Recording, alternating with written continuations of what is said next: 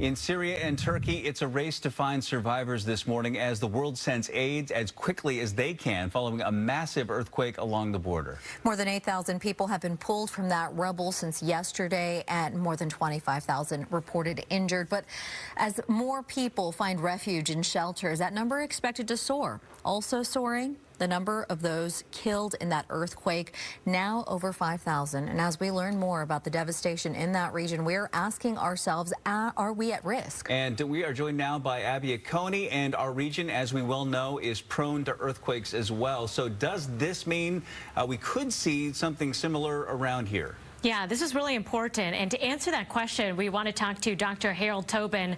Dr. Harold Tobin, the director of the Pacific Northwest Seismic Network, to explain again in greater detail why this earthquake was so devastating. Harold, we talked about this in the last hour, but can you dive a little bit deeper into exactly why these earthquakes were just so devastating? Yes, you know, I mean, it's a pair of very large earthquakes, first of all. So magnitude 7.8 is something that went for 100 miles or more along the fault zone there. It's called the East Anatolian Fault. It's similar to the San Andreas Fault in California, but it also shares some characteristics of the Seattle Fault and other ones that are in our region right within the population center. So very large earthquake, very large aftershock, literally hundreds of other aftershocks, including several above magnitude 6. Is a recipe for disaster. But secondly, it's really about the proximity to where so many people live. There were millions of people in the strongly affected area, and the mix of construction practices that left a number of buildings, especially those sort of mid-rise apartment block buildings that we've all seen the terrible images of having collapsed, as the cause of why so much loss of life in this event. Now, if we saw a magnitude earthquake, again, the same magnitude here along the Seattle Fault, what would the impacts be, and how would it be any different from what we've seen from this pair of earthquakes? Yeah, you know, everybody here has heard about the potential for the, quote, big one, which is really a fault from the Cascadia subduction zone off our shore, so the Pacific coast side. That would cause very strong shaking. It might be an even larger magnitude, but the earthquake itself starts from further away from Seattle, Tacoma, and the Puget Sound region. The Seattle Fault, the Tacoma Fault, and some of these other faults that are right in our area are similar in that they're shallow in the Earth's, crust just below our feet.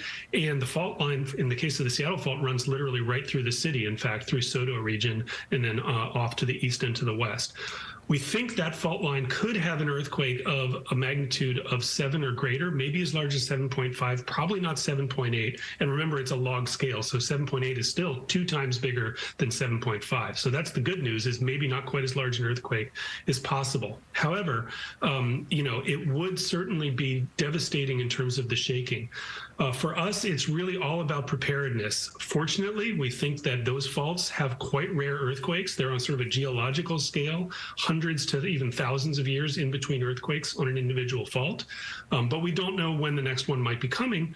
And so preparedness is the key. We really have to make sure our buildings, bridges, and other infrastructure are up to snuff. That's right. Are there any other messages, other things that we can learn from watching the devastation in Turkey and Syria? Again, messages we can take to heart here.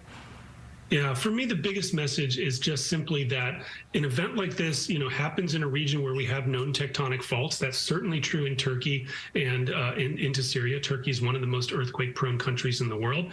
But it's also true here in the Pacific Northwest. We know about the faults that we have. Fortunately, earthquakes are rare, but unfortunately, they strike really without immediate warning. We don't know when one is about to be coming.